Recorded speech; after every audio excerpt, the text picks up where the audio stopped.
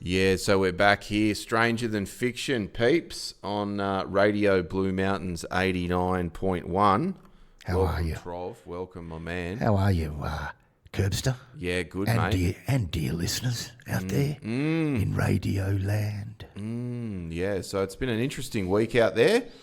I wanted to kick off, like last week we had a interesting chat about these scientists who all seem to have sort of some kind of knowledge around anti-gravity type stuff. There right? does seem to be a bit of a pushback against their linking them up. There are definitely some strange stories within the 12 or between 11 and 13 that people kind of talk about in the same group.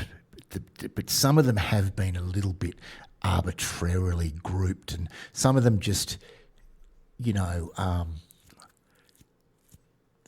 they didn't die in particularly strange circumstances, or they had pre-existing health conditions and they were reasonably old and they just died. But there were a number of that group that weren't particularly strange, which doesn't mean to say that there isn't a very interesting story within there. I think there is.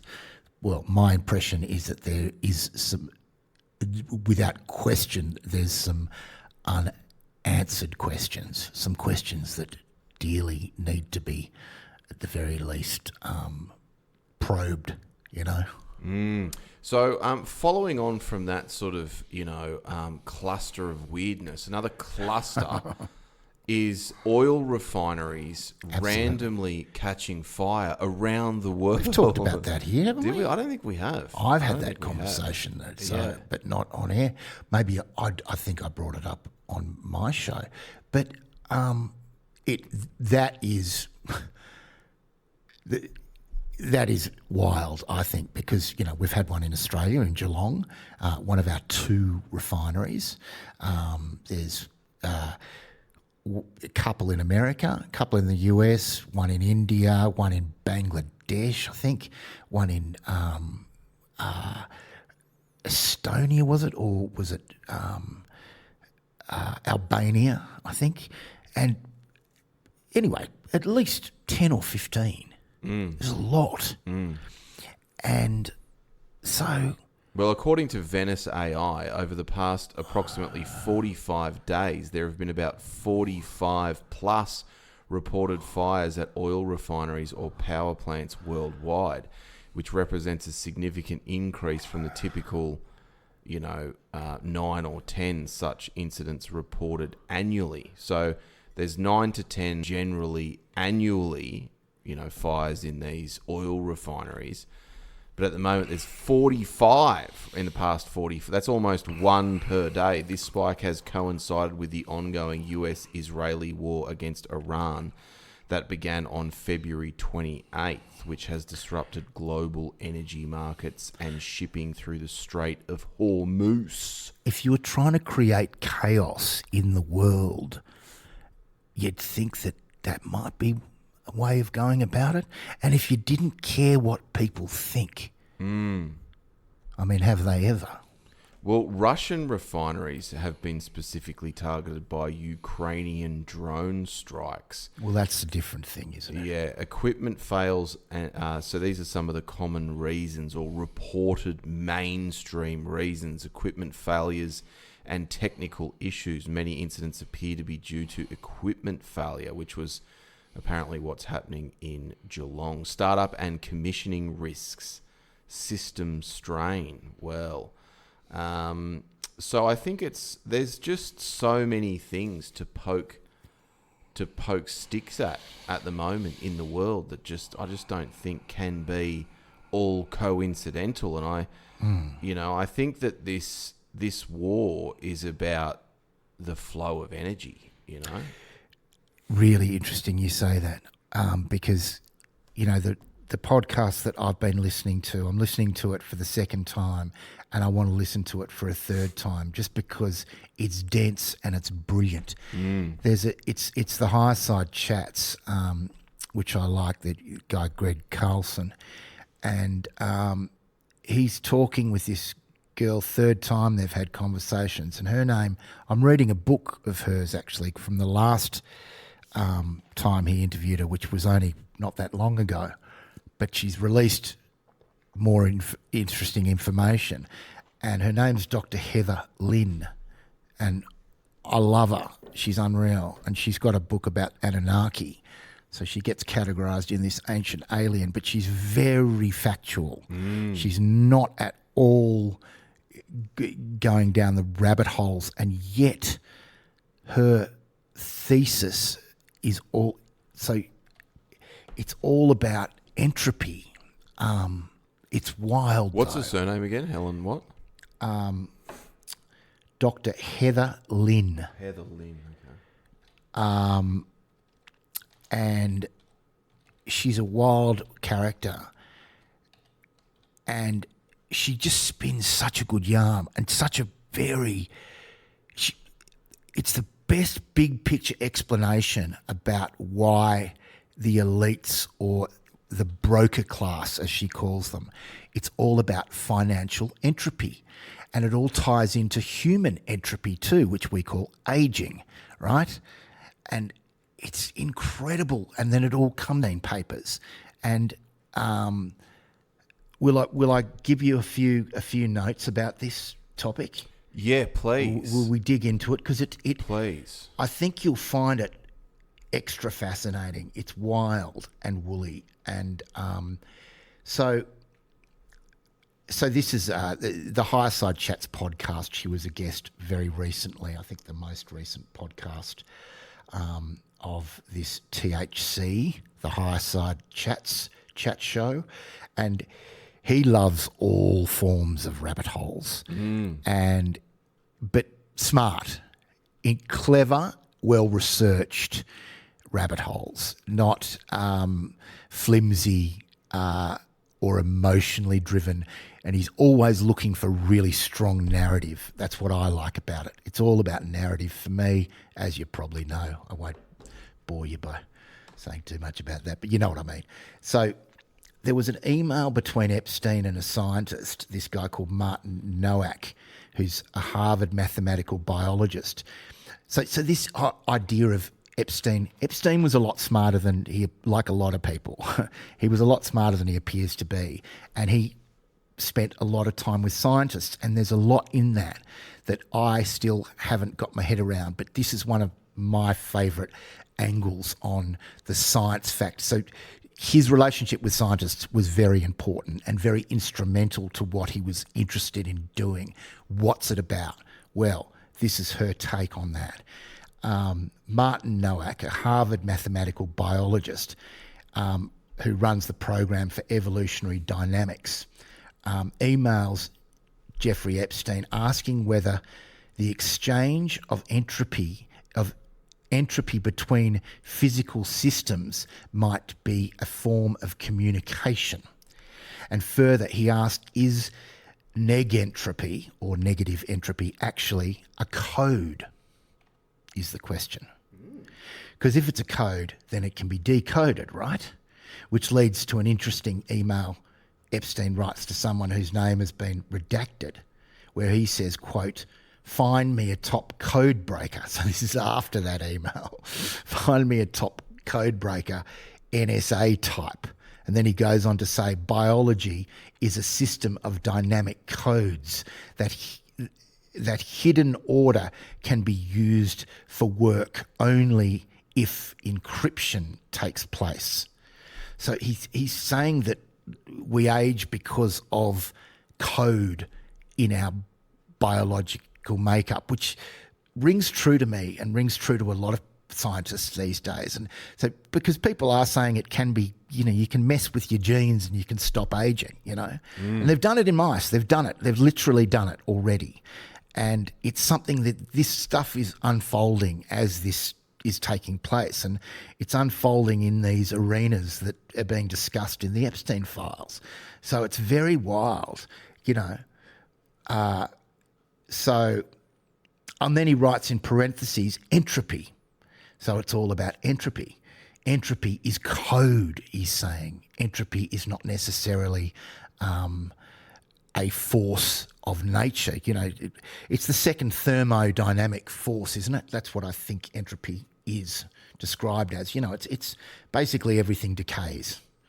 Everything decays and breaks apart, It's about destruction, So is human entropy about energy and laws of the universe that can't be broken, or is biology codified so that the code may be broken? This is what he's trying to get at. There's so many emails about it. And if you go to that, I want to go to that, that system that is done by, you can search, it's called Web, isn't it? Isn't it called Web? Ian Carroll's search tool. Called Web. I've got to go there and dear listener, if you've got the time, go and check out his system and just type in the Epstein files, type in the word entropy and see what you come up with. I haven't had a chance to do it yet.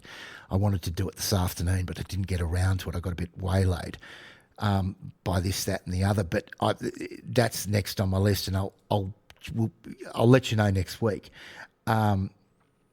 Anyway, they've been spending many millions of dollars funding the science projects that don't ever seem to be revealed to the public about these questions, whether ageing is random decay or a program code. And,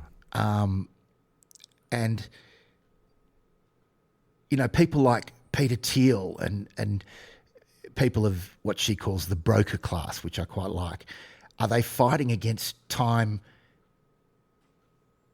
destruction and entropy by cracking the code that underlies or is embedded within these forces? Is that what they're doing? And there's so much evidence to suggest that maybe they haven't found it, but that's definitely a huge element of what they're doing. And it also goes on to show quite a few examples of where people were sniffing around that question and they got very much sort of like, oh, no, that's not important, or that's a red herring, or, you're reading too much into that.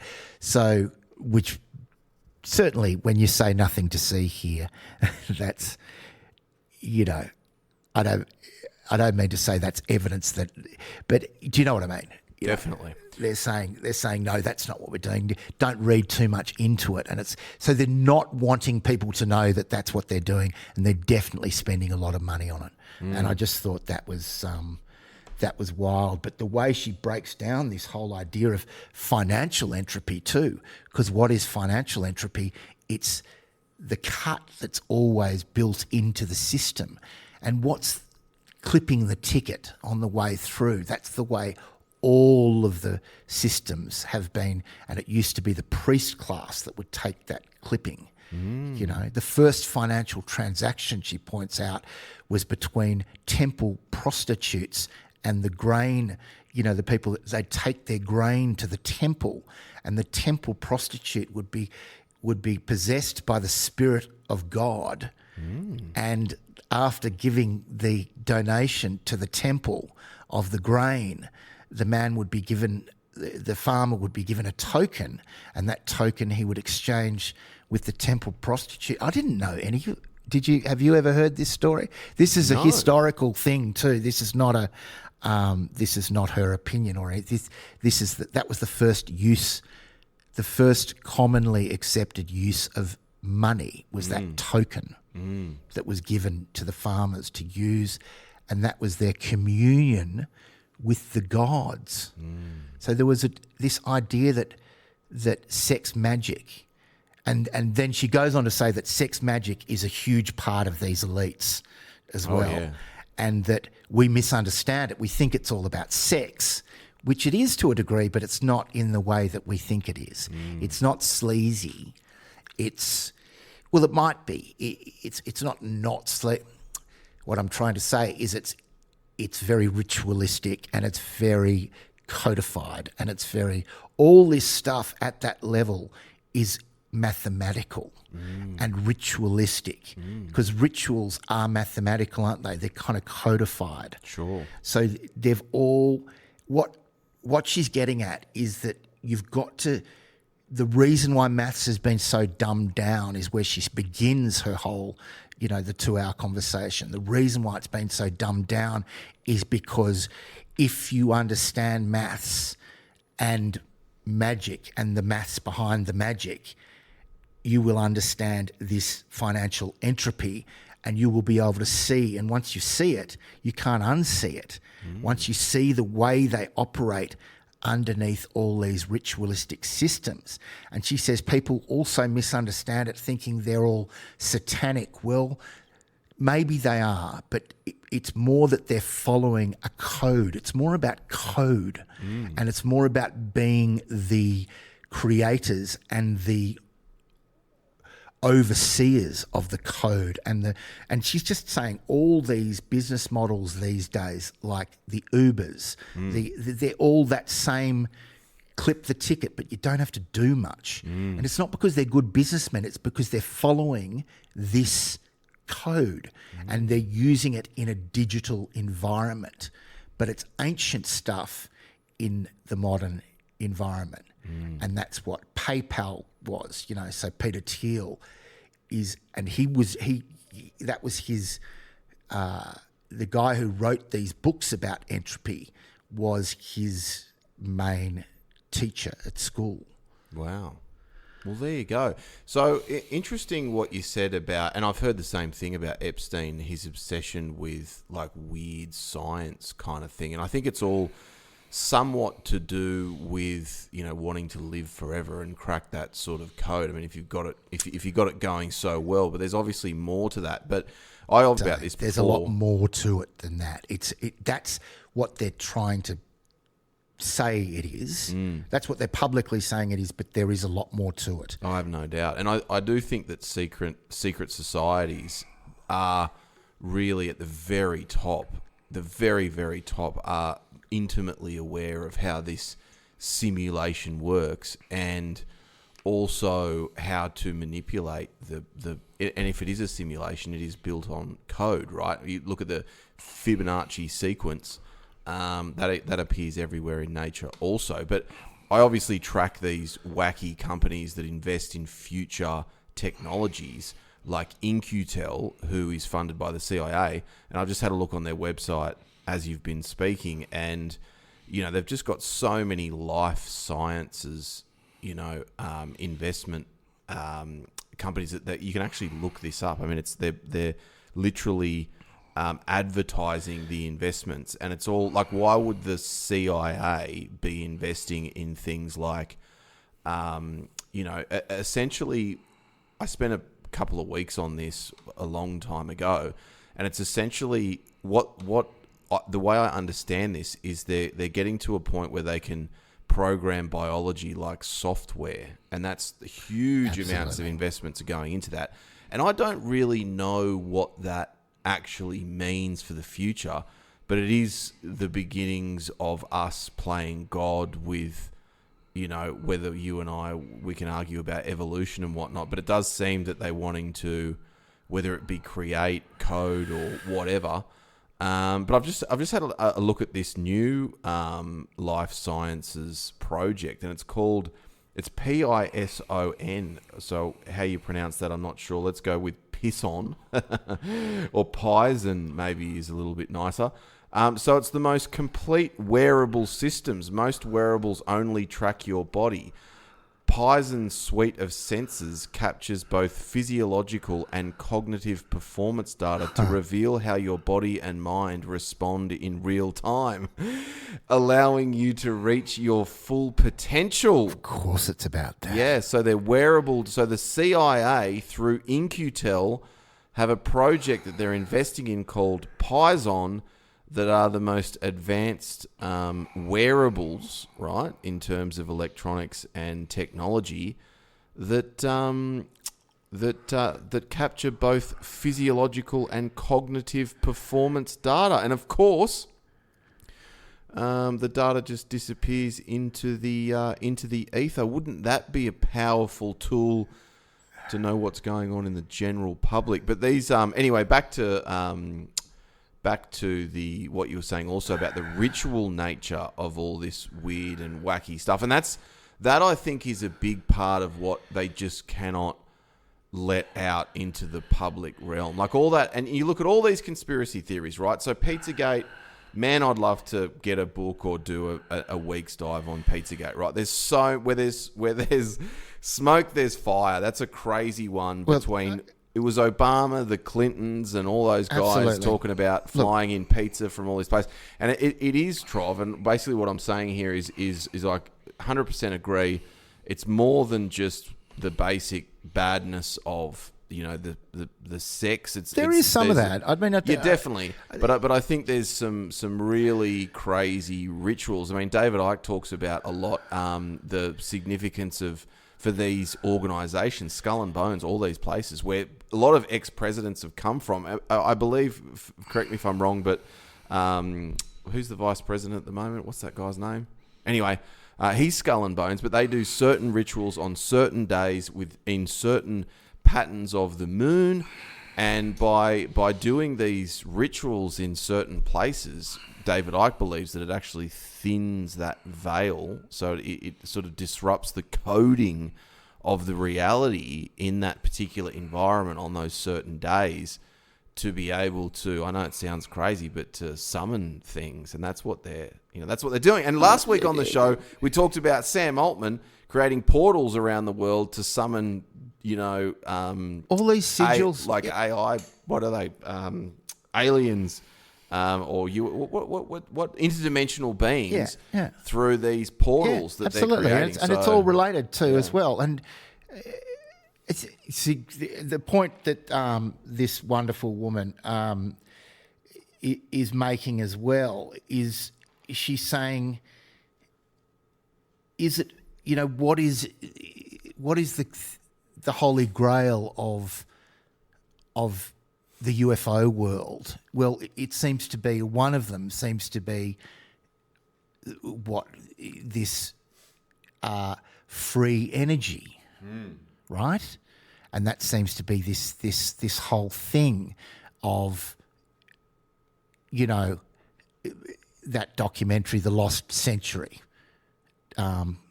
by old mate Stephen Greer, who I think is a little on the nose in a number of ways, but it's a good documentary, and I would actually recommend it. I still think that documentary has been handled very well. Interesting doco, just about how since the death of Tesla, Nikola Tesla, that there has been free energy since then, and reverse engineered stuff, and Area 51 and all that stuff he says is very factual and everyone knows about it. And so Lockheed Skunk Works and these deep state they've all reverse engineered and they've got the technology. But this is her point, is that free energy wipes out this whole human system.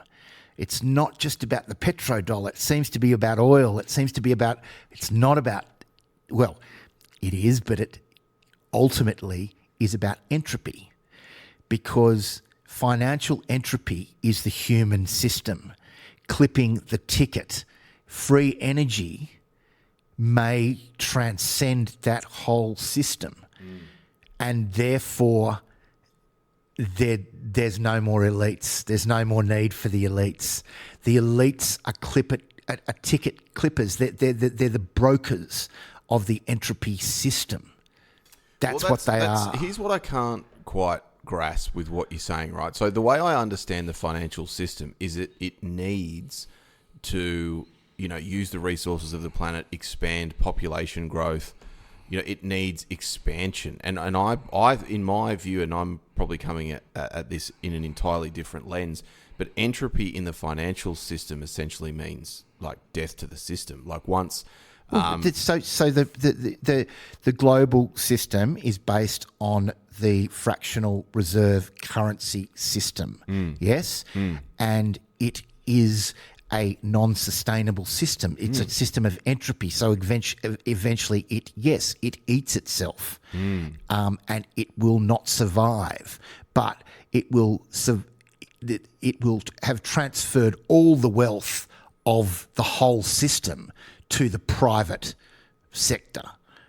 In the process of the parasite becomes bigger than the host, but the host dies, but the parasite has to then start a new system with all its wealth, I suppose. Sure. I suppose that's what they've got to do then. So that's what they're thinking now, is what's the new system, I think. I think that's where they're at, is because they've had most of the transfer of the wealth from the public sector to the private sector has already taken place.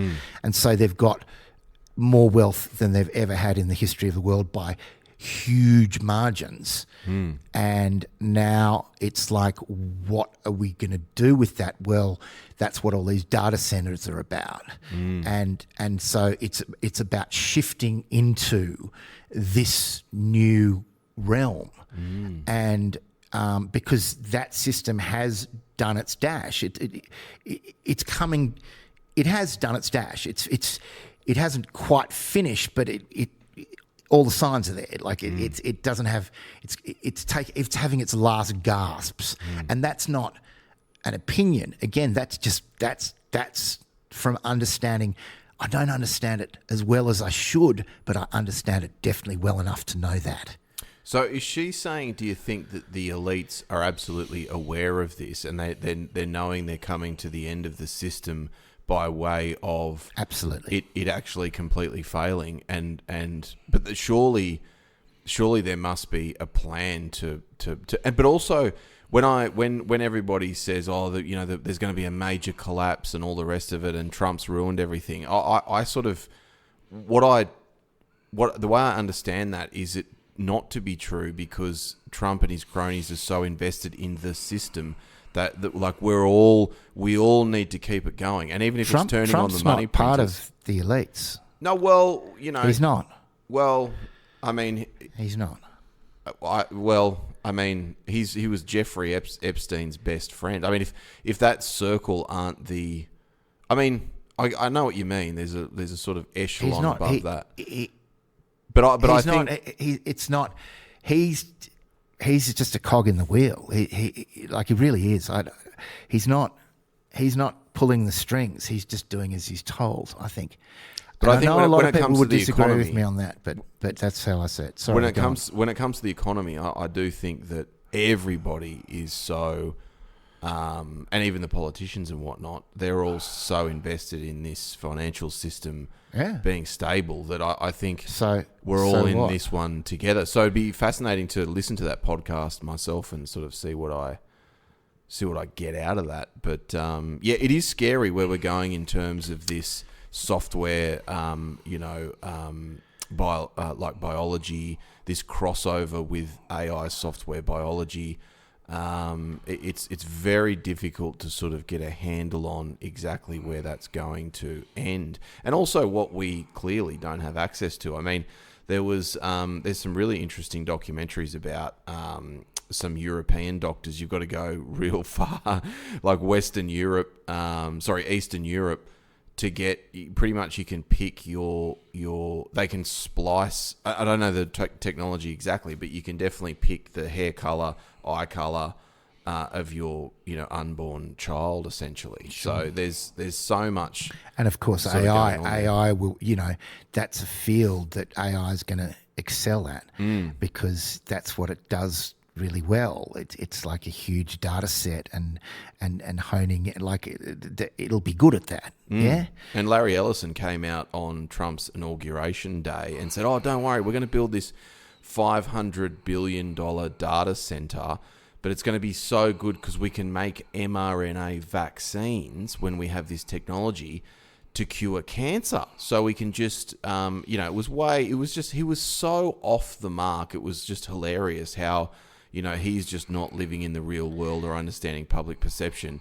But if that's the example that actually came out of his mouth, the mind absolutely boggles to work out what isn't coming out of that mouth of his and what's being worked on in these secret labs. And I mean, I don't know where you sit with, obviously we're not so keen on Elizabeth April anymore, but I mean, I still think what she says Well, do you think is the clone in the thing realm is a possibility? Do you think there are actually like clones? I found it really funny when people were talking about clones with the last president, because it's kind of like, how do they measure how much dementia the clone has, and what are they doing to?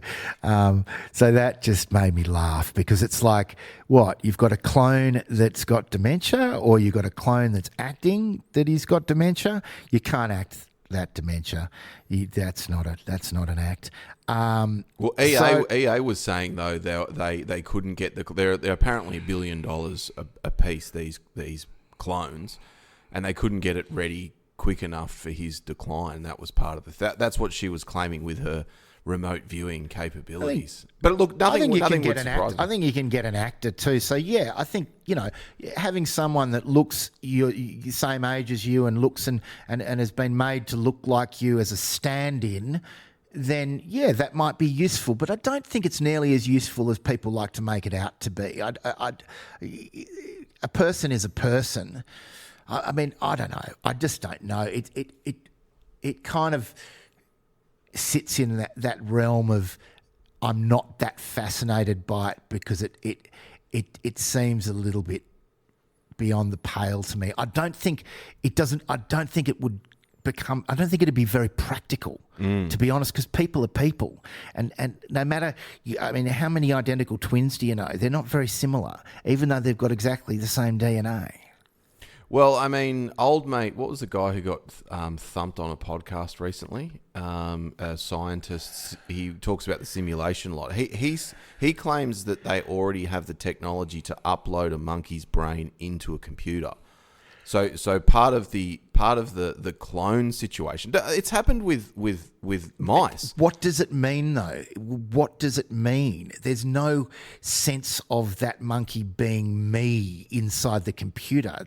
That's not happening. So what is it inside the computer? It's got nothing to do with the monkey's brain. What is it? Is the signals within the brain, and what are those signals? And well, no, it's essentially like a digital brain. So they did it with a mice recently. A mouse. Did I just say mice?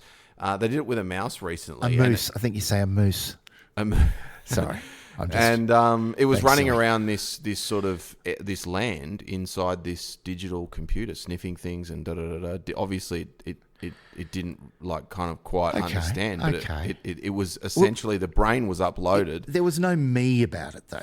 It wouldn't have, which is the consciousness. That I am me. Like, what makes you you? And if you uploaded a facsimile of yourself to a computer, that computer wouldn't be thinking, "Oh, I'm, Kirby." And if it was, that wouldn't make any sense anyway, because there's only one you. Do you know what I mean? It doesn't make sense in terms of the consciousness. And this is the thing that I don't believe is a blind spot. I'm trying to get my head around that, actually. That's where I've got to go. Because the fact that people like Elon Musk, who again I think is way down, not nearly as high up when it comes to the elites. I think he's a cog in the wheel. He's not up the top anywhere near it, because the people that are up the top aren't in the public eye at all. None of them are. None. You don't have a public profile if you're one of the real elites. That's the way it is, and that from an esoteric point of view, like all the people that know this stuff and know it from an ancient point of view, know that all the people at the top have always had the kings underneath them, and they've been behind the scenes, because their job is not to be a king. Their job is to get the king to do what they want him to do. That's their job. So I mixed up two stories, right? The correct. So I googled this just now. Did they upload a mouse's brain into a computer? And Bing AI said yes, but what it said was researchers have simulated a mouse brain on a computer. A detailed digital model of the mouse cortex has been created, allowing scientists to study disease progression and neural dynamics without the need for real biological tissue. This model captures the structure and activity of nearly 10 million neurons and 26 million synapses, enabling a deeper understanding of how the brain works. And I did Google at the time when this fella came out and said something about the monkey brain, and I couldn't find any definitely credible information on that. But I think that's sort of part of where we're sort of looking to go. And I think these are models of brains, though. Yeah, that's all it is. That wasn't an upload. That's what I got sort of wrong. Let me just ask the monkey one. You know, I mean, the science fiction story from because Elon calls it a neural lace, and that is direct rip-off of one of my favourite writers, a guy called Ian M. Banks, who, rest his soul, he died in about 2016, I think. And Ian M. Banks was a brilliant science fiction writer, and the idea was that a human had a neural lace, which was a bit of electronic biology that you'd just put the seed of it into your you'd sort of slip the seed of it in your ear or whatever, and it'd swim into your brain, and it would just make a facsimile of every neuron in your brain, and it would make this sort of steel or metal biological thing that if you got killed, if you died, the neural lace could be uploaded to a computer, and then a body could be grown, and then that neural lace would go into the brain, and you would wake up and you would carry on as you were. So it was a vehicle for eternal life, but it doesn't recognise the soul, does it? I mean, the soul is the eternal part, and the soul is a real thing. It's an interdimensional. We are interdimensional beings, and we have the soul is at a higher level, but we're all part of the same thing. And when you die, if you have a near-death experience, your soul has not been severed; it's still joined to your body. Again, this is esoteric from the esoteric view. But then when you die, it gets severed, it gets cut, and then your soul goes on and goes into a new body, right? That's the view that I believe anyway. And the thing is, I don't think these guys at the top, they're not hard scientists, and yet they're approaching it as if it's hard science. So Elon Musk doesn't, says that he doesn't believe in UFOs, but all the elites do. There's no question. One of our first shows ever, we talked about Operation Paperclip, which was America bringing all the Nazi scientists back to America, and one of them essentially started NASA. Right? Von Braun. Yeah, yes, Werner von Braun was his name. Werner von Braun. So they were working on some crazy stuff, and he wasn't just a. He was a nasty Nazi, he was but the Americans do like those right-wing sociopaths at the top of their leadership. If you're going to put some people in a lab, 20 stories down, mucking around with some lethal stuff, they're exactly the kind of guys that you want. Chuck some monkeys down there. Speaking of monkeys, according to MSN, Chinese AI researcher just put a monkey's brain on a computer. So that did actually happen. Researchers named the project Darwin Monkey. Put a monkey's brain on a computer. That doesn't... See, that could mean many different things. It doesn't really mean anything in that sentence to me. Like there's so many questions I have to follow that up. I don't understand what they're trying to say they achieved. Well, let's pretend there is an agenda. Let's pretend that. Let's look at the Gnostic view for a second. Let's play with something, Trov. Right? This is a carbon copy, a simulation where somehow the souls just end up in this thick, sort of soupy, dense reality, and you want to keep them there and sort of get your loosh, right? Get the energy out of the humans like batteries, right? What better way? And a lot of the sort of conspiracy theorists, soul trappers, are saying with this, this metaverse thing that was huge.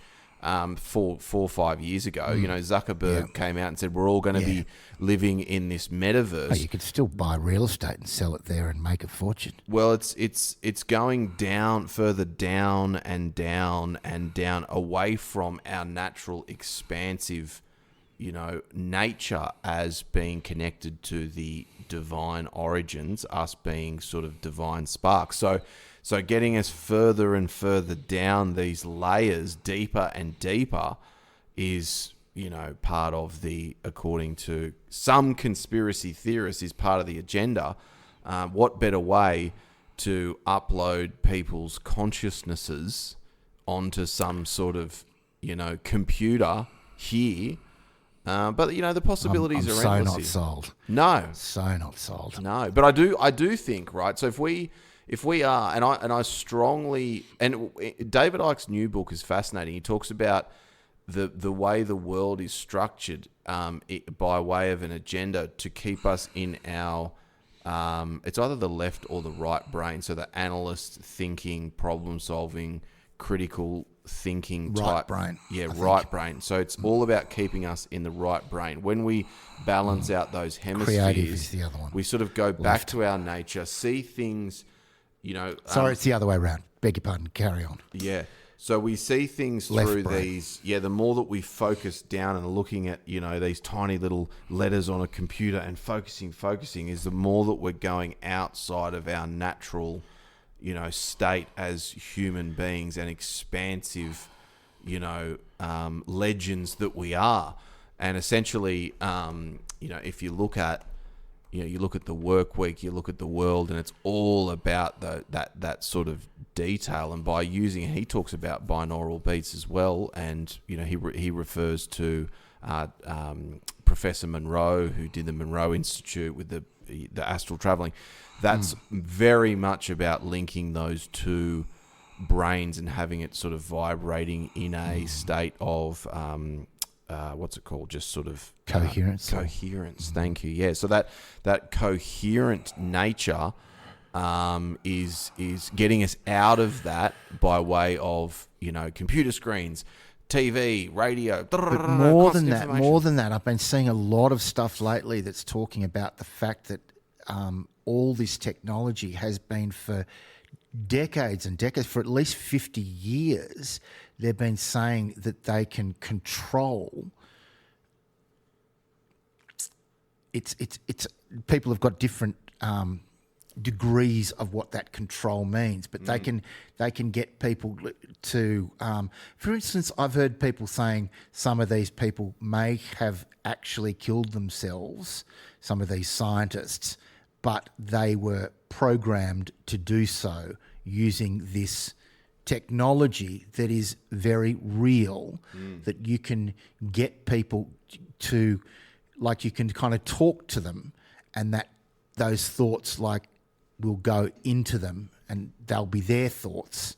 I mean, because thoughts do come from elsewhere, and all this stuff is technology that is so much more advanced than we think it is. Now, folks, for the record, I don't know that much about this. I've heard people talking about it more and more lately, though, and it's just sparking something in me, because what they're saying is the 5G, all this stuff, they can really control populations of people. And my big question lately has been, so again, COVID. What was that about? It was about seeing how far. It was about a lot of things. But I think the most important thing, apart from the huge transfer of wealth, which was very much up there on the agenda, I think more important than that, though, because the elites are already going to be filthy. They're already just filling up their pockets. So wealth is not something that they need. They've already got it. So more wealth, sure, no problem. But I don't think that's their top agenda. I think the top agenda is more about control and seeing how far they can push things. And I think that's what COVID was about, was about seeing how much pushback. And again, I think not asking for consent from the people for this war, which is the first time that they haven't seemed to care about the consent of the people in order to go to war. They haven't even made a false flag. Like I heard was it Ian Carroll that said that? Can we at least have a false flag? Yeah. Like, something. Give us a false flag, for God's sake. Now we're at a time where we look back at the good old days where there was a false flag event to get the people on side. We don't need that anymore. Why don't we need it? Because there's this real disconnect. There's this, that's just the government and we're just the people and they just do what they want to do anyway and we just sit here helpless and it's like people have got that vibe. And is that vibe something that's been designated to us? I would not be surprised. In fact, that feels definitely like the right answer to me. Definitely, yeah. Because it's never been before. And I keep asking this question and people kind of are looking at me like, what are you getting at, mate? Like they don't even see the question. And I think that's the reason is because that's how it works. It just, and that's what, it's been done primarily by the scrolling process, by the sort of seeing the problems as over there, elsewhere. I can't do anything about this because there's a powerlessness in doom scrolling, isn't there? There's something subtly that happens under the surface of your consciousness that's kind of making you feel like you're just an observer and you're not a participator in life. It kind of disconnects you from things, doesn't it? Totally. It turns you into this passive. I wonder how we'd all feel if they turned off, the mesh for a week. I wonder how we would feel. On my most recent holiday to the Philippines, right, I just had this sneaking feeling, right, what was very odd, and I know I was on a holiday and it was all sweet, so I didn't have the problems and I was away from my mobile phone, well, actually I wasn't. But anyway, I was away from my natural environment where I'm constantly getting things done. So I appreciate that there is a factor, and on holidays, things feel different. But I couldn't shake the feeling that time was moving slower in that country than here in the Western world. Like something... I remember we had to be somewhere at 3 and it was like 1:30, right? And I remember that hour and a half. It was lovely and relaxing. I wasn't stressing out. But I just kept looking at my kind of phone going, oh, surely 20 minutes has passed, and sort of 3 minutes had kind of passed. And I was like, there's something really curious and really strange about this area that we are in, or whether it be, again, something to do with the amount of, electromagnetic stuff and chaos and whatever. But there was just something really odd about that experience. And I said to my wife, I'm like, I feel like it's more than just the holiday thing. I think there's something... Yeah, no. There's something really strange. And if you asked, what would be a fascinating thing to ask people in the street is, do you think time is speeding up? And I would argue that, can you believe it's, the 3rd of May? It is. The philosophers say it's speeding up. Like it's coming from a philosophical point of view. They say it's very clear that it's speeding up because more's happening. So it's about how much happens. If nothing happens, then time moves slowly. If so many things happen, if you don't have enough time, time moves very fast, doesn't it? Because a lot's happening. You know what I'm saying? Yeah. And so I think there's a lot in that. And so that's why it slows down in holidays, because you're not in the normal environment where you don't have enough time. You've got plenty of time. You've got all the time in the world, and so it slows down. And maybe we are, I was thinking about it. I was pondering last night about, we think we're... Yeah, and a lot of, spiritual sort of teachings are saying that the world is within us. We are not within the world. So how if you learn to... And a lot of stuff has been coming up on my feed about how... using these codes. I can't remember the name of these codes, but that sort of the way that you interact with your environment. And I'm not so keen on the whole, manifest $1 million, put a check on your ceiling and look at it every day. I'm not talking about that.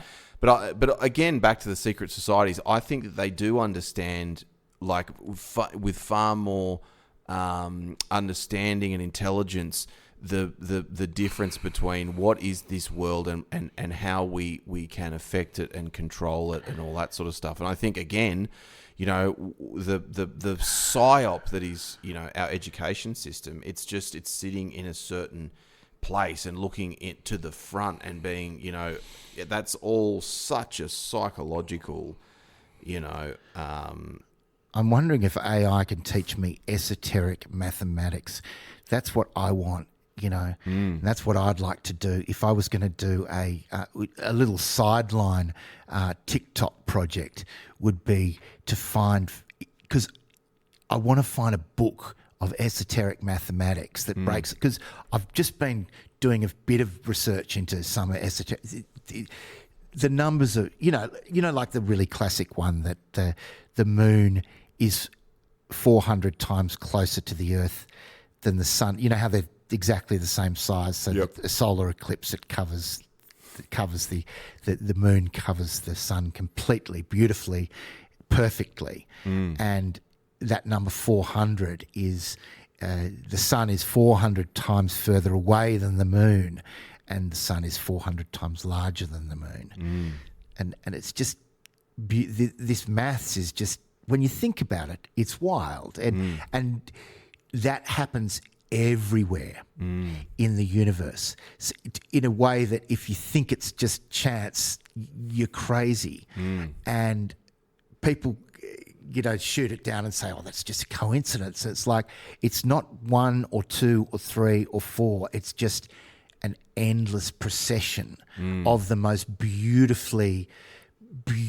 maths that you could possibly imagine, always, every time, every single time. Like the ratio of revolutions compared to, from Saturn compared to the Earth, kind of, they're all these amazing numbers, and they're all these amazing configurations, and they all go together so beautifully. It's angelic, you know. Well, I also wonder sometimes when, you know, I look at my nephews, for example, and how different their personalities are, and I think there's definitely something going on with star signs. I don't think that that's completely silly. And I got into human design recently, right? So you can put your date of birth, and I'm apparently a projector, and it just made so much sense. I had a session around it. My sister got me a session, and they said, you're this type of person, and you should never be in this type of role within a sort of, whether it be a business or a company or whatever. You need to stick to more of a consultancy style thing. You expand big, but you also contract big, and you also shouldn't enter, which made so much sense to me. You need to wait for permission to tell people what you really think, and you'll be received really powerfully as a projector. But anyway, my point is, I want this number, man. I want to go there. Yeah, I'll send you a human design thing. It's fascinating. I reckon you're a manifesting generator. But the point is, every now and again, like once every couple of years, I'll meet somebody that I think has had however this works, I don't know, but has the same programmed download personality-wise as someone else that I know. I get that feeling very strongly. And it's like, I don't know where that happens or how that happens or whatever, but I'm like, it's a different voice, it's a different face, it's a different thing. But the personality, and even just the little quips and the laugh, I'm like, oh my God, that is so freaky. Like, you are basically, and sometimes not even the same sex in it, like, you know, male, female. And I'm like, you've got the same, you know, you've had the same print off the production line, right? So if there's like 50 personalities, and as we're just coming through the poo shoot to Earth, you just go print. You know what I mean? I mean, the esoteric view is very much that astrology, as opposed to astronomy, has been given a very bad name for very good reason, because a lot of people have just gone into it as a showbiz, or as a, you know, and they're just using it in a completely, without any depth or without any deep understanding of it either.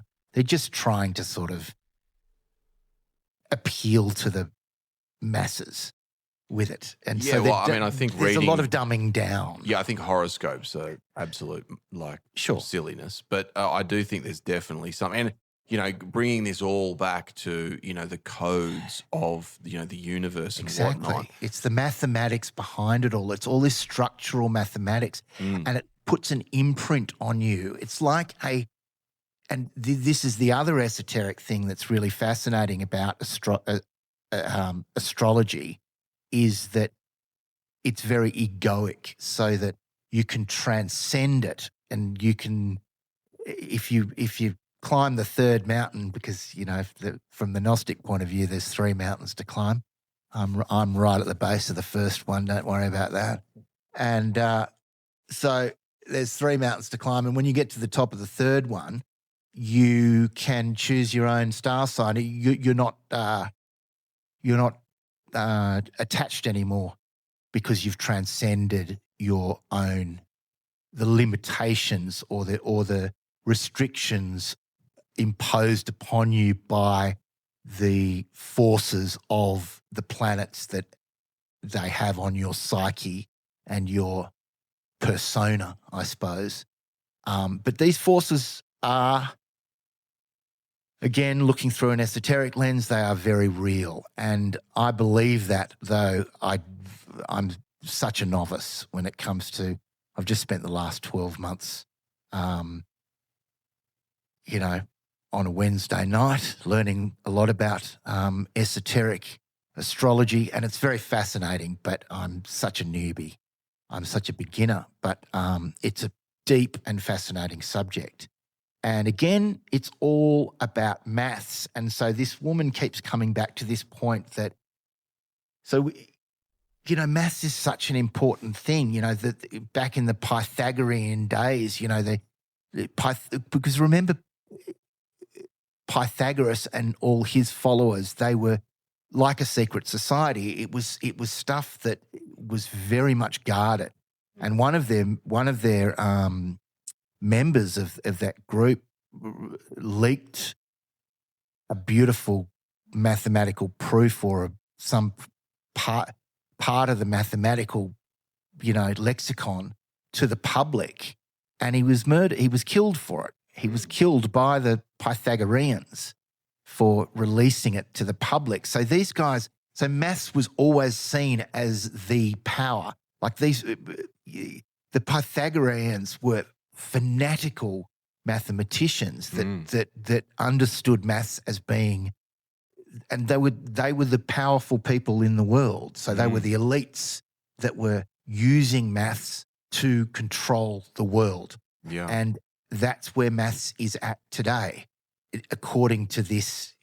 And it's very compelling. The evidence is what they're saying is the elites understand how to use the maths in order to control the people, and therefore the maths that they allow people to study is not following those particular.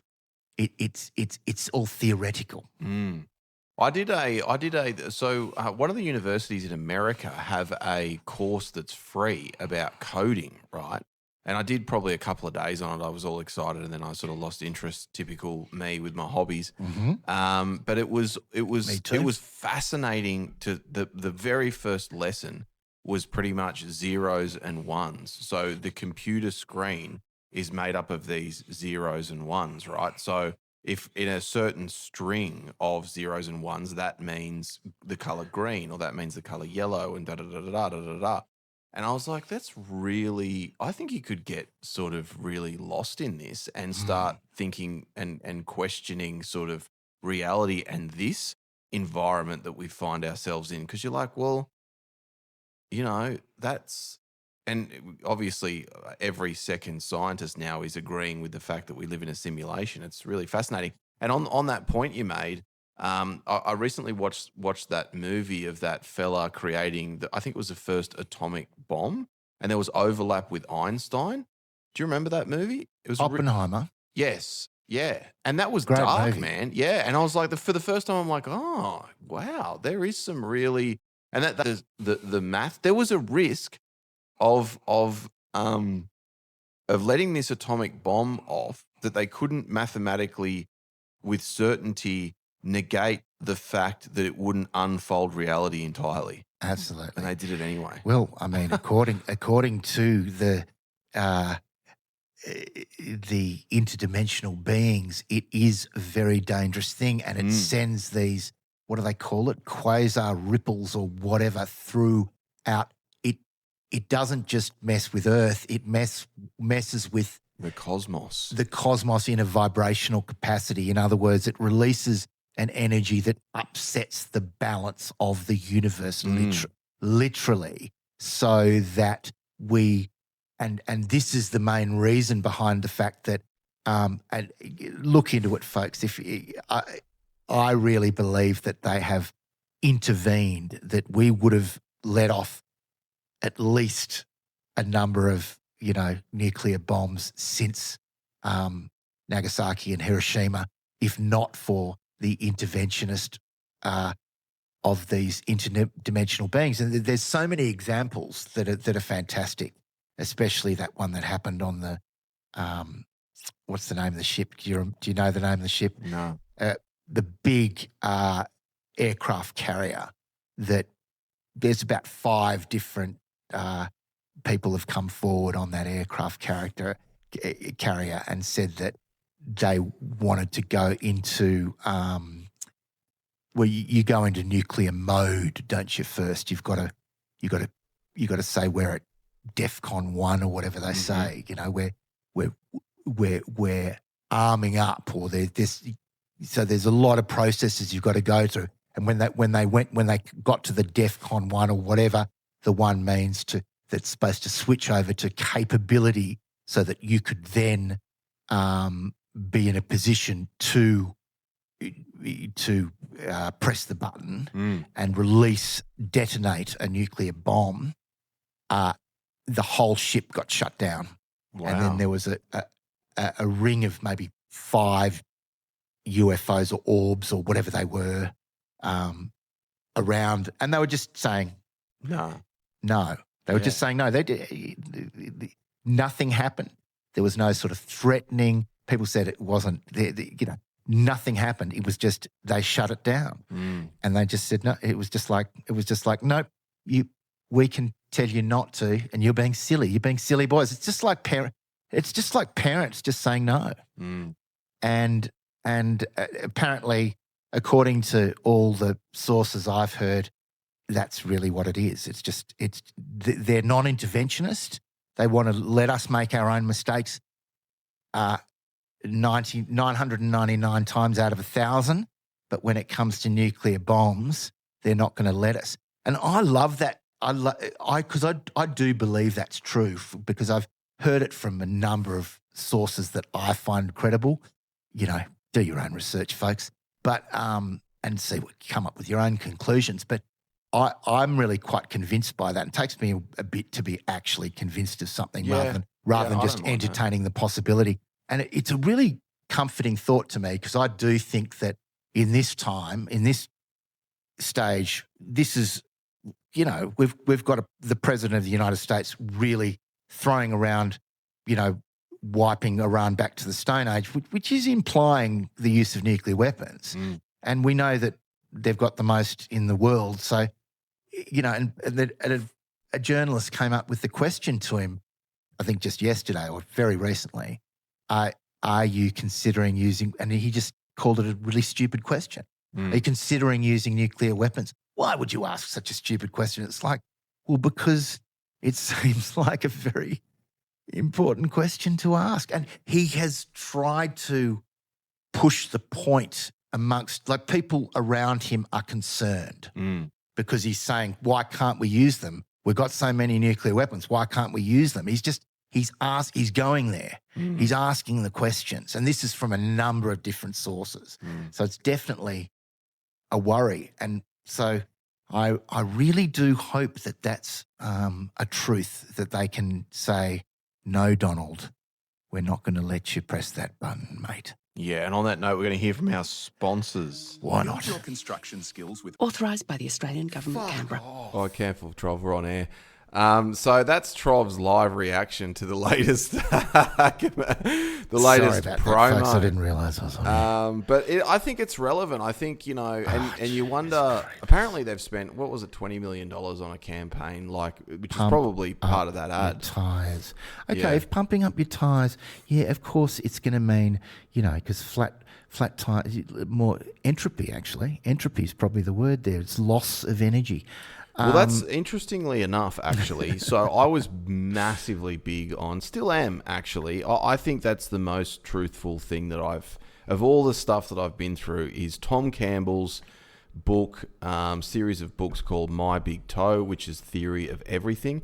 And he says the only job for consciousness is to expand, right? And entropy is bad. And in life and our experiences on this earth and this realm is all about expansion, learning, and growing, as opposed to entropy. And when you think about, so many stories of people retiring and then getting sick and sort of, dying and stuff. And I think every time you said entropy, just Tom Campbell's books just were like smashing my brain, going, that's like, if there's zeros and ones, if that's the code, it's either growing, and that's his entire theory, really, when it boils down to it, is growth versus entropy, and consciousness is, we are part of consciousness, and these experiences that we come to these different realms, including Earth, purely to expand and to learn and to grow, and that's literally our only job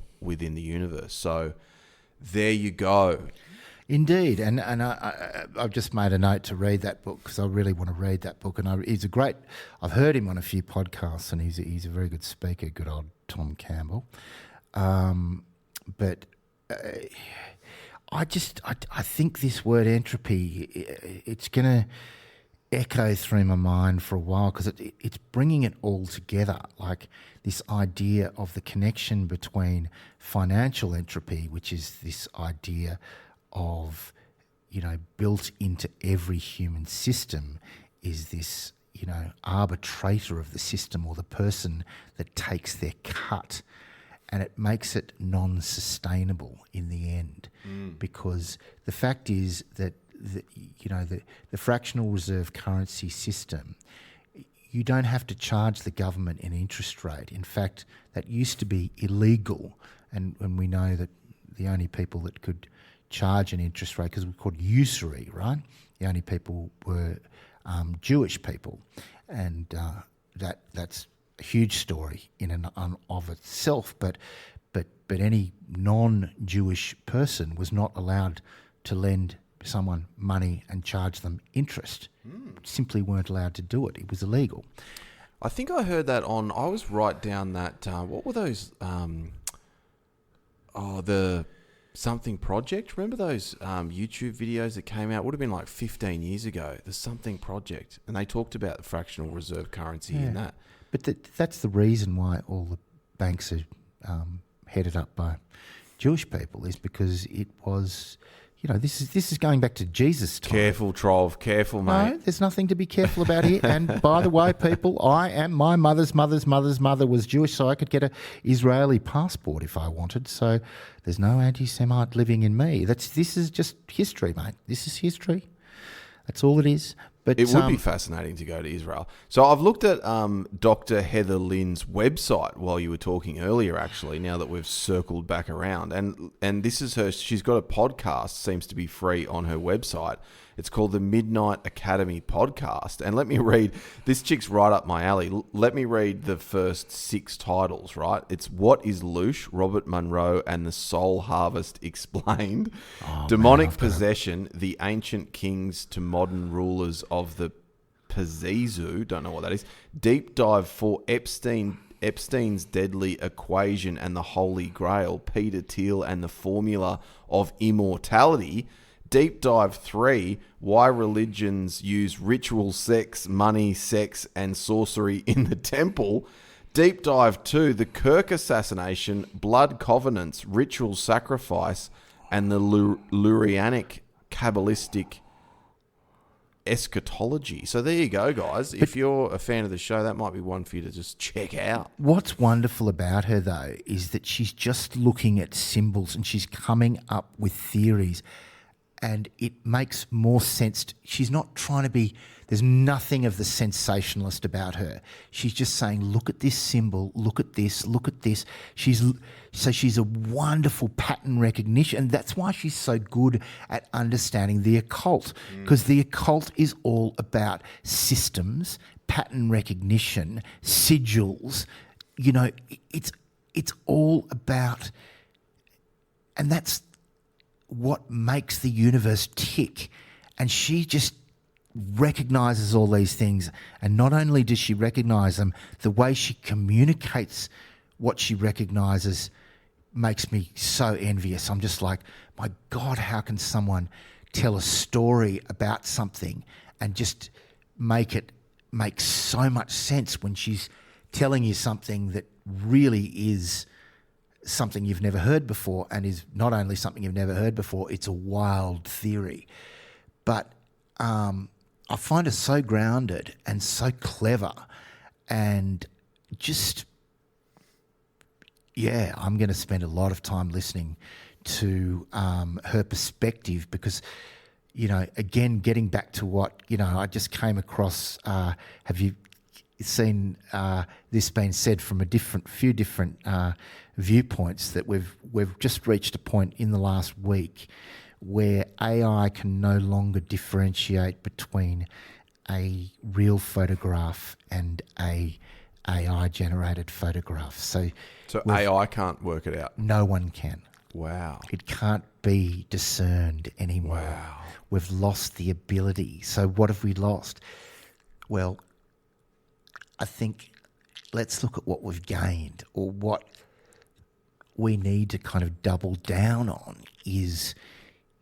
It's all about doubling down on trusted sources, because, you know, as I was saying before to you, I think last week, I've got to the stage where I'm coming across, as I'm doing my doom scrolling, I'm being spat at by this AI-generated stuff that they're testing out on my eyeballs, and I'm allergic to it. So I don't just swipe. I swipe in this kind of violent way, like go away, and don't come back. And then, what's that? And I don't even know what it is. Like, I'm doing it so quickly.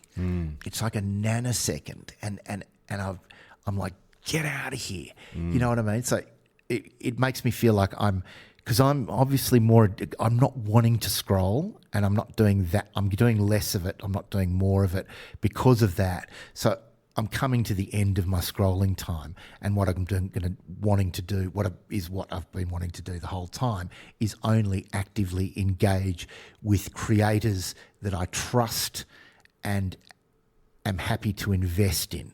Do you know what I mean? And so going back to that, and so I think that's the era that we're going to, but by the fact that we just can't trust anything, we've got to, well, we can trust certain individuals, right? Yeah. And you know, hearing that 40% of podcasts that are on the market now are AI generated, and they're just copying everything and just spitting it out there and just so it's just a mess. It's a mess, and it's a mess of rubbish. Yeah. And they're putting the rubbish on you because a lot of people aren't being discerning, and so the marketplace suffers so terribly. It's like there would never have been so many scammers in the world if there weren't so many stupid people. You know, it's all about lowest common denominator, and if the lowest common denominator can really strike a chord, then we're in real trouble. We've just got to really rise above it and just put our devices to one side, or just use them. We've got to start being more discerning. Let's just bring it back to me for a second here. I need to start being more discerning. What about you guys? I hope you're being more discerning than I am. But I know because they're built from the ground up. It's not like a computer that was built in the ground up to be addictive. It wasn't. It was built from the ground up to be a tool. A phone was built from the ground up, designed to be an addictive implement. That's what they were designed to be. So the fact that we're addicted to them is just because they've got so many tricks, including the blue light, including so many things, layer upon layer upon, including vibration and frequency. And that's a thing that I need to find out a bit more about, because I think there's a hell of a lot more to it, to the point where probably we need to be turning off our devices while we're not using them and just have a bit of a time. I don't know. We've got to do things better. I think a good business idea would be, and somewhere up here would be just great, is Faraday cages. Well, like just I honestly think like a 7 or 8 day retreat, right, where there's just good food, you're encouraged to go and sit in nature.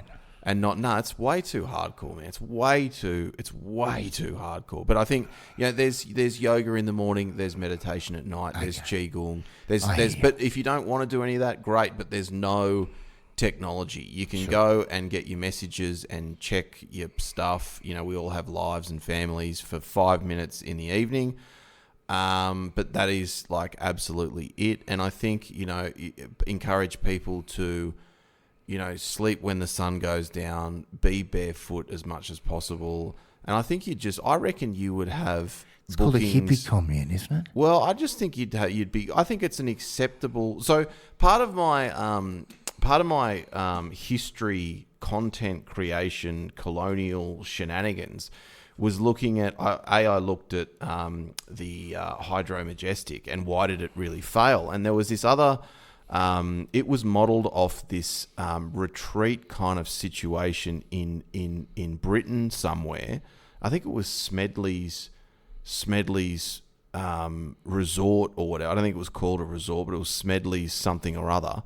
And what basically people used to do, it was like for the upper class, right? Harsh in those days. There wasn't antibiotics. There wasn't any sort of proper, like they didn't even really understand properly germ theory. So, operations are being done with, dirty this and dirty that, right? So basically the point is there were these sort of retreat spaces back in the day where people could socially acceptably just extricate themselves from the harshness of the world, right? And a lot of the time there wasn't adequate plumbing where people lived. And these were rich people, right? So they were at the upper echelon as well, but it still didn't mean that they were completely, isolated from all the problems of these. Like, I mean, essentially with creating machines and agriculture just became an explosion of population around the world. And it was this culture, this system was really finding its feet,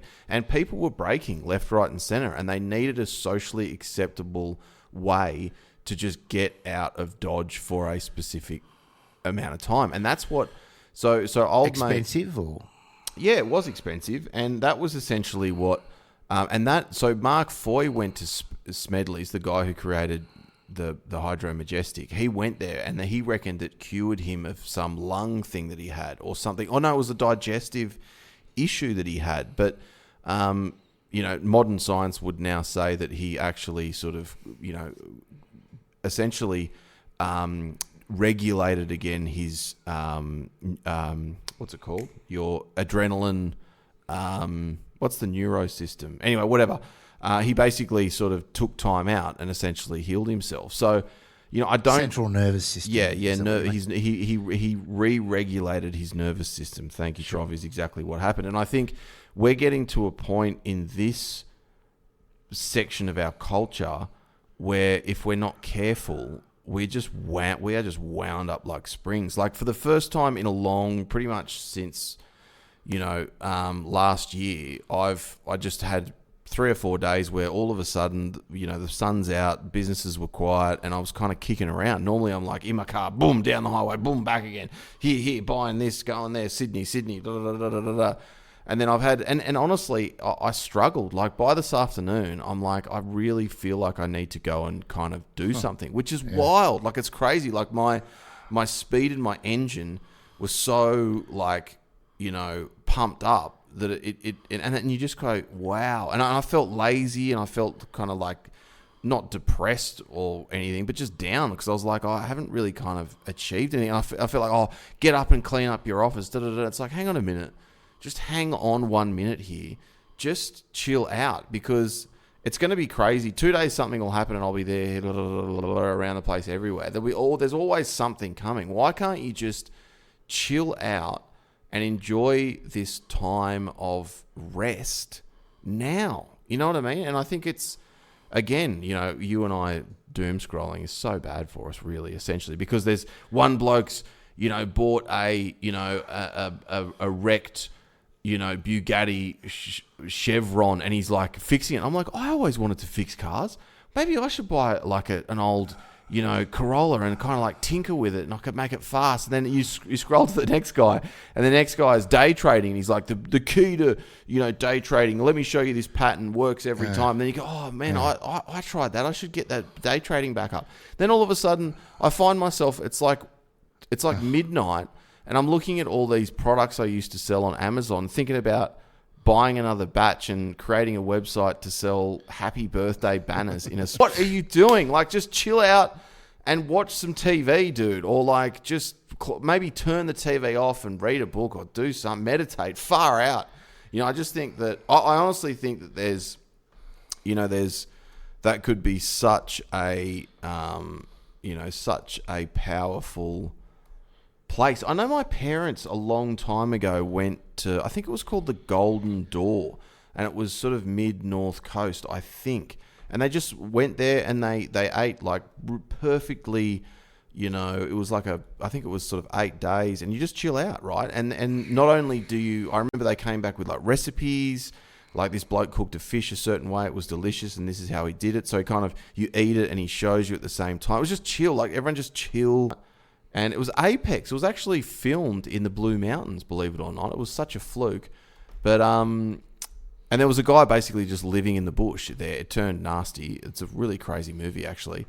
But I just thought, far out, I think I need to just get out into the bush for a bit. You know what I mean? And just get my little white feet in some dirt and, I don't know, do something. I think we're just starting to really disconnect. I built a fireside bench out of mud today, and with my new tenant who's living riverside. So down the other end of my 700-metre drive, I'm up the top with the big long view, and he's down the bottom. We're a fair way away from each other, but our paths cross, and he's breathing some life into the place, which is, I'm finding, very inspiring. That's great.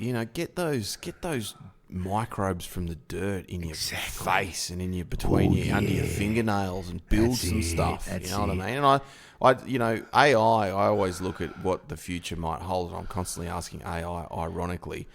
And, it says, moving out off grid in the bush is not the answer. But, man, I look at... A mate of mine lives way out past Portland somewhere. And I said, I really like what you're doing, right? He's a handyman, helps me out. And every second weekend he goes out there, fills his trailer up, and then he's always building something, improving something, doing this, doing that. And I was like, that's just such a great thing that you've got to just... Not necessarily if the world goes pear. I think it is nice to have that sort of ace up your sleeve to just get out west and just go do it. But at the same time, it's like just to have that as an option in life, to just get out there and bright stars in the sky, start getting that's one of the rhythm most of the inspiring earth. parts of it, I think, is staring up at the cosmos. When you see the Milky Way, and even though we've got a lot of light pollution from the city here on a dark night, you still get that when you look up at the Milky Way, and it looks like a real stain across the... Because, the Milky Way, you're looking back into the galaxy. How the galaxy's like a disc. I mean, it's a very wide, bulging disc. It's not the way they're drawn. It's as though they're a thin disc, isn't it? But that's not what they are. They're a bulgy disc that has a lot more depth to it than they appear. Anyway, just seeing that is, to me, very inspiring, and they do say that that's one of the reasons why we're disconnected from the things we should be connected to is, back when nighttime was nighttime and there was no light pollution, and no pollution, like hundreds of years ago or thousands of years ago, you would see such a different, and the cosmos was so much more important in culture. When you think about how important is the cosmos in our culture, culturally, it's really been put into the back seat, hasn't it? And it's the realm of scientists, rather. It's not the realm of every man. And people don't know constellations. People don't know, my daughter, I don't think, would know one constellation in the sky. I know a few. I don't know many. But I do spend quite a lot of time looking at the stars. I'd like to spend more, but I don't spend a totally insignificant time. Like it's a good time I spend, and I still have those moments of connection, but not enough, because you're not doing anything, and yet you're doing the most wonderful thing in the world. But that idea that most of us have now, that you're not doing anything. Yeah. When you're doing one of the greatest things you could possibly do. A mate of mine in Medlow, Bath, I had dinner with a couple of months ago. He bought himself I think he might have already had the camera or whatever. Anyway, it was a particular lens for stargazing. And he showed me just a few of his photos, and they are unbelievable. Like man could never make something as beautiful as what you see in nature. Like, he was just scrolling through. I was like, you got to start yourself and listen to me. Like, you got to start yourself a TikTok, man. People would love that stuff. That'd go viral. But he just gets out there on a clear night, and he points north because there's sort of less light pollution that way, and just, watches them come over and looks at this and looks at that, and the next day something else, next day something else. Yeah. There's definitely something to that. He gets any UAPs thrown into the mix there, mate? Well, actually, this is a really interesting thing that I would love to try. There's a guy, I think it's Farside is his YouTube channel. He reckons there's a particular type of camera that you can buy, right? Sometimes you can get them secondhand, and they have this certain setting or this filter that actually shows up UFOs. I want to do that, right? That's on my list of wacky things I want to do. I don't understand what you mean.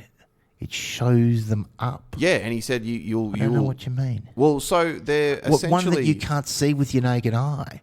You mean it'll... So there's a UFO there, even when I'm looking in front of me and I'm seeing nothing, but I'll look through the camera and I'll see a UFO. Is that what you're saying? Definitely. Yes. And I also... I'm not going to be easily sold on that one. Yeah, well... I love the idea I want to do some research, right? And the other thing I want to buy is is it dicinium or what were those? So there was those glasses that they were using. Was it World War I or II?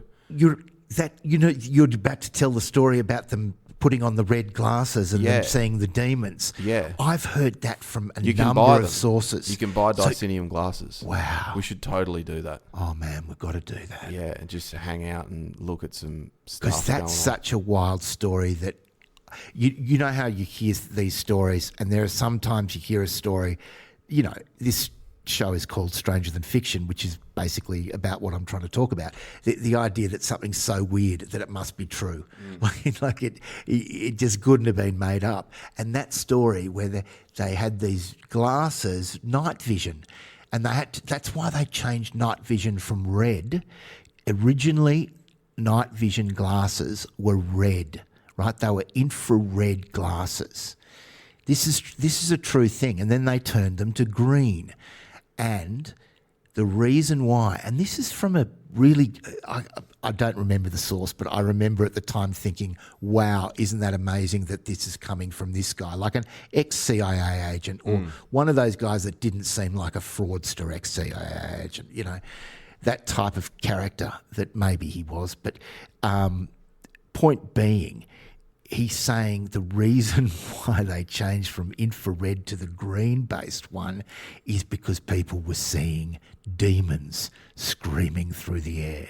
Yeah, and it was freaking them out. So they'd be in their foxholes. It might free. And they would see these likely. entities come over the thing, and it was freaking them out. So this is Venice AI's account of what happened. So according to various accounts during the Vietnam War, the military allegedly developed special night vision goggles with red tinted lenses containing dicyanin dye. It's a specific dye. It's actually kind of toxic to handle before it kind of melts into the glass.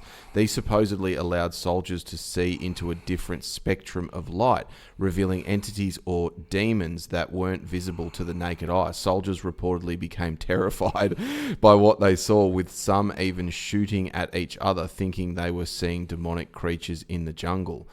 The official explanation given for these phenomena was that the chemical dicyanin was leaking from the goggles into the wearer's skin. So it's apparently been debunked, but they do sell them, and the reviews state that people do see some stuff leaking into their skin and therefore giving them hallucinations. Yeah, doesn't seem like a very good explanation though. Yeah, because that's not how hallucinations work anyway. It's not like you get a certain type of I got hallucinations. What were you? We were all seeing demons.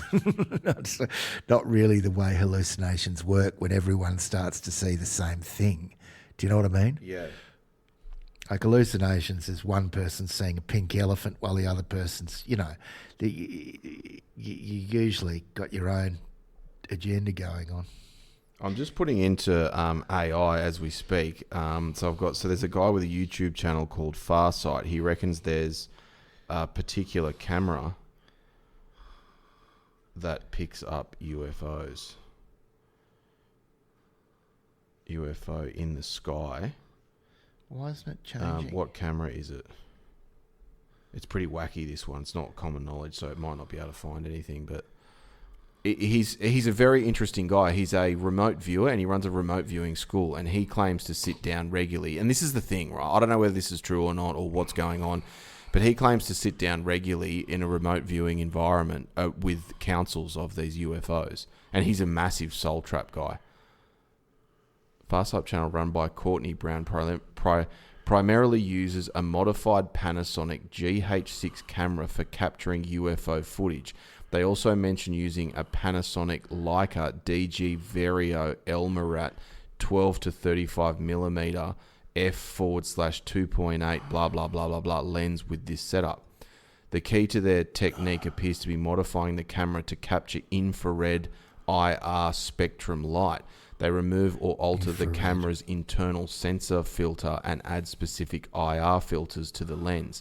This modification allows the camera to detect UFOs that are reportedly invisible to normal cameras but can be seen in the infrared spectrum. It leaves out a very important thing. Invisible to normal cameras and the naked eye should be added there. Like, is that what they're implying? They're implying that you can't see it. Yeah. With your normal eye. Well, the normal eye can't see invisible infrared. To normal cameras. It's an infrared camera. Yeah. So right, I get it. I hear you. So I think that would be really fascinating. Well, it's definitely. I know that me old mate, the Gnostic teacher, absolutely says that we have a narrow bandwidth because we're a species made to survive, and if we could see everything that was in the space that we inhabit, we would simply it would be system overload. There'd be too much going on. And also, they're in the same physical space, but they're not, because they can pass through us. So they're not. They're occupying a different level of density. So therefore, they can share the space with us without our knowledge. And so, if we're not interacting with them, then we shouldn't see them for survival. The way and I that's why our understand bandwidth is. Sorry, go on. So with like DNA, it's not DNA or cells. No, I think it's DNA. No, not DNA. It's atoms. Sorry, the 99.9% of an atom is nothing, right? Sure. Air, like nothing in it. So the reason why I can't put my hand... It's not 99%. There is no matter, because every time you try to drill down, like they've tried to say there's a tiny bit of matter, but there's not really. They're saying it's a particle, but it's not really. You keep drilling down, It's still nothing. There's nothing there. Yeah. There's nothing So the reason there. why my hand can't go through this table is because Vibrational. because the vibrational. So the theory is, well, kind of, as far as I understand it, that the extraterrestrial beings, UFOs, they're just on a much higher vibration that our sight and senses cannot detect. Correct. And this is why when people are coming down to Earth, people that have remembered their incarnation process have described it to just being denser and denser and thicker and stickier and down as they get shot down. In some cases, kind of carried down.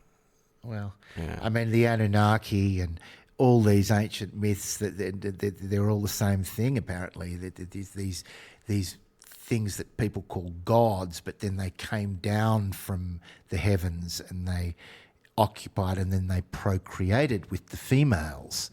And so the fallen angels, that's another one, from the book of Enoch.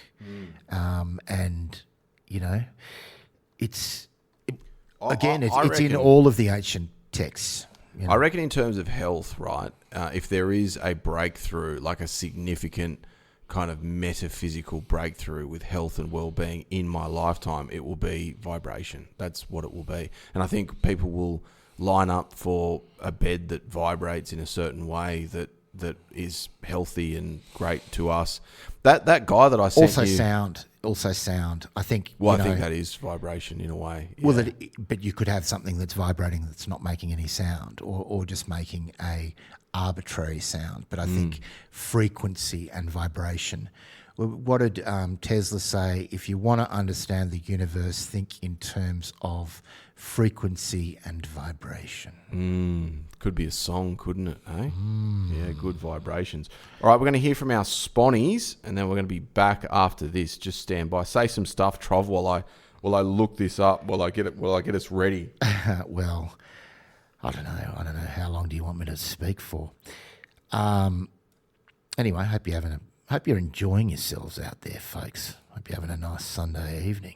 Well, maybe talk about... I'm pretty ready to go now, but after this, we're going to talk about our Vox Pops in the street on Saturday. We asked the good people of Katoomba. We touched on it, but yeah. Yeah. What did we ask them? We said... We've just uploaded it to TikTok, actually. It's just had 3 views so far, so check out strangerthan.fiction on TikTok. Go there.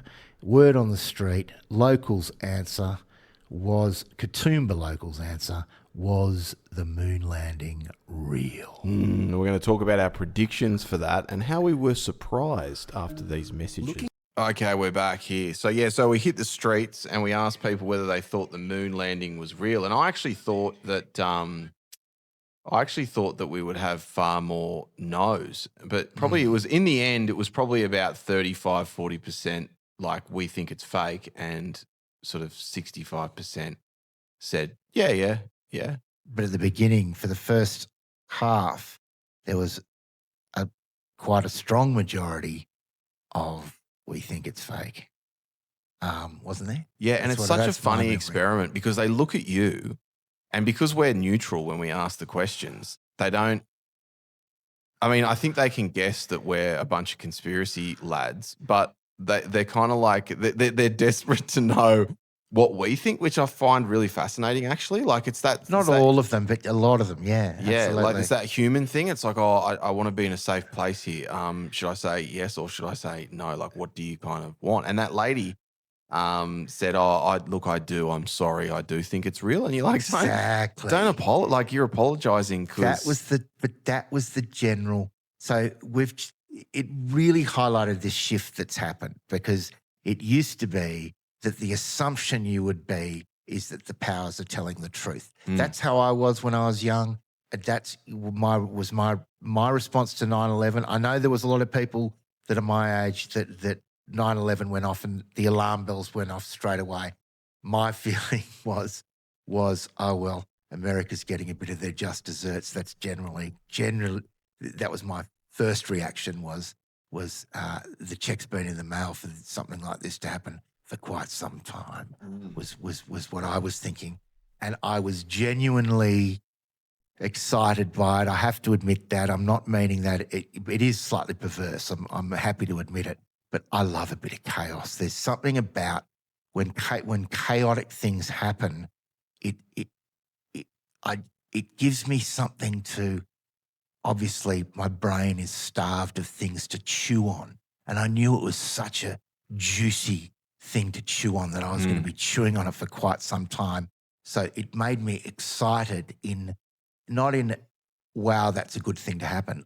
It was a terrible thing to happen, and it was a devastating thing to happen, but it was over there. So it was very abstract in terms of the tragic element. If it had happened in Australia, it would have been very different to me. And I know that shows an egoic limitation, but you know what I mean. If it's a foreign country, it's happening across. I mean, it's the same way that I can get excited by the weird and wacky goings on of someone like Donald Trump. But if I was living in America, I don't think I'd feel that way. I think it's the same when bad things happen in Australia. It's a little bit too close to home, as they say. It literally is too close to home, and so I don't engage. It's why I know less about. I genuinely know quite a lot less about Australian politics than I do about American or even British politics. I know a lot more about what's going on over there because it's a narrative that I engage with much more happily. Do you know what I mean? Yeah. What I found interesting out there, so a lot of the B-roll that didn't make it to the sort of final cut was we were curious as to people. So people that said yes or no, probably 4 or 5 times I said, what would you expect the split to be? Say we asked 20 people or what percentage? And people said, I reckon 50-50 because there's conspiracy theories everywhere nowadays. No one believes anything. And I was like, wow, that's like, so this whole... The default though, used to be go along with what the authorities say, and now it's expect them to be lying to you. Well, no. I thought that people are just more aware that the world is full of conspiracy theories, like that's a real thing now. Not that they're actually critically thinking and questioning the actual content of these conspiracy theories. I'm feeling a bit of both, though. I'm feeling it's almost like I don't. It's about trust to a big degree, isn't it? Like it's similar to do you trust mainstream media? Because we got about 50-50 there, didn't we? Oh no, we got like we got like 90%. No way. That's right. It was beg your pardon. Nose. I do beg your pardon. Yeah. So that was very different, and I was very surprised by that too. So some of them I haven't been surprised by. This one I really was. I mean, because all the people I know think, and I remember going back before COVID, and a good old mate of mine who I was just having a chat with tonight, if you're listening, Katie, good on you, Katie. 5 years ago, I heard that she questioned the validity of the moon landing, and I was just laughing and going, I'm not going to hold it against you, darling. Yeah. Just not totally taking, but we're good enough friends. Taking the piss is a sign of affection. You know what I mean? And I was kind of just giving her a bit of ribbing, and she was going, no, well, there's a lot of questions that are unanswered. And I'm going, I'm sure there are, but it wasn't even crossing my mind that it might be a possibility. And ironically, of all people, it was good old Joe Rogan, who I do think creates a very strong argument. And he's actually switched his stance, interestingly enough. And you get the feeling that he's swayed to someone's advised him and said, if I were you, I would say I entertain the possibility, but don't commit to the idea that you think it was fake. And he has the same view of me. My view is that that I think they made a decision in 1967. There's a lot of evidence for this, that they decided that they would try to go to the moon, and if they didn't make it, they would say they went because it was a race with Russia and the stakes were too high to fail. And this is a very American thing, remember. They will win at all costs. This is what America's founded on. It's a very cornerstone of what makes America the way they are. And that's why they end up being cheaters and liars, and not all of them, but that's why the leadership can get so corrupted at times. often is because they'll do anything to win. And so if that happened in 1967, which I believe it did, then perhaps they went to the moon, but they also filmed it. And you got to know that a fact that's not disputed is that the way that when the press came to, instead of connecting to a feed like television, how television, a feed, it wasn't that. They were filming a projection of the moon landing, which shows that it had been transferred to film and it was being projected, and that's what the television cameras were filming, and they all thought it was weird. This is historical fact. This is not a conspiracy theory. This is agreed. No one disagrees with this. They came up with a reason for why they did that. But when you look at that, you say, why were they giving the media a projection of the moon landing to then film with their television cameras? And then that goes to what people were seeing. And then some of the, the idea that first press conference, there's so many questions. And I love that response. I hope that made the final cut. I have some questions. Yeah, that was the first guy, actually. I think that was good. I've got some questions. And that's, I reckon, the most mature answer, because it's like, I'm not sold. Yeah, but so absolutely. NASA, fun fact, NASA have a large media production film studio, right? So the mainstream narrative is that it's not a traditional film studio in the Hollywood sense. NASA has dedicated facilities and personnel for creating educational content, documenting missions, and producing visual materials. But it's enormous. In one social media post, one bloke claimed it was actually the biggest in the world. So why would, and I don't know if that's entirely factual, but it's massive. He had sort of images of it in the background. So I mean, the question is, why would NASA need one of the largest, studios in the world? And part of that Laurel Canyon conspiracy that I dove into a couple of years ago, there was in Laurel Canyon in Hollywood, there was also a film studio there. Yeah. And that was apparently I think part that's of the one that allegedly Stanley Kubrick was filming, the one in Laurel Canyon. And I mean, I don't know about the validity of that footage, but it's there online. Stanley Kubrick, very late in his life, admitting that he filmed it. And the way he says it is he doesn't actually say it specifically, but he's just sort of implying it. He's going, there may have been a project that is rumoured that I filmed, and that may have been something that happened. He kind of says it like that. Do you know what I mean? He's kind of saying, I'm getting on and I'm about to die, and I'm happy to say that I did that, and I did it because I thought it was a wild thing to do, kind of thing, And he's definitely conflicted about it, though, and you can see that he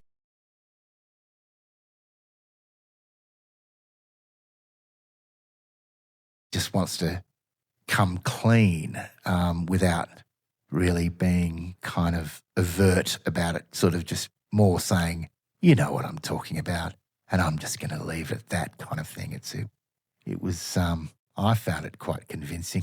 I saw a very strange post in an interview with Elon Musk, and I've just asked AI, did Elon Musk come out and say he played golf on the moon? And the answer is yes, Elon Musk did publicly claim he played golf on the moon. During an interview with Katie Miller, when asked if he believed humans had really landed on the moon, Musk responded, yes, we went to the moon several times, in fact, and played golf on the moon. He added with humor, not only did we go to the moon, but we actually got a little bored and started playing golf on the moon, which just the internet has for some reason kind of forgotten about. Like, that's just so strange. But when he's saying we, isn't he talking about we in the royal we kind of thing? Like we did that, as in the people that went to the moon did that, not me. No, I think he was claiming that the way I interpreted what he was saying, and he's such a weirdo, who knows, and a massive liar, who knows, but that sort of didn't really get much airtime on the internet. And I thought there'd be podcasts like thick and far talking about what? Like you reckon you played golf on the moon? Like, it's weird. That So makes no David sense Icke reckons that there's portals on makes no sense. that he's interviewed ex-military people that claim that there are portals on the Earth that go directly to the moon, to the inside of the moon. Well, I would believe it. I think that I really believe that technology exists because it's all tied up in the same thing, and so it's there. We've got it, and so this elitist class, they don't want normies or regular people or plebs or riffraff or just us. They don't want us to be part of all this stuff. And so they want that special thing. And so all this deep underground is all about servicing the elites. And it's about being in a club. Like, they've had this club for a long time. They've built these underground cities. They've got these places. They can all spend decades under there. There's so much under there that they can grow and they can do this and that and the other. Crazy. You know, there's also the portals up in the North Pole and the South Pole. That's something that I want to do more deep diving into. But I love that idea of the not the hollow earth, but these subterranean portals. Operation High Jump. That you can get lost in that one. Anyway, we might have to tackle that next show because it's 10:03. Guys, keep doing what you're doing out there. It's been a pleasure. Thank you for tuning in. Keep doing what you are doing. Yes.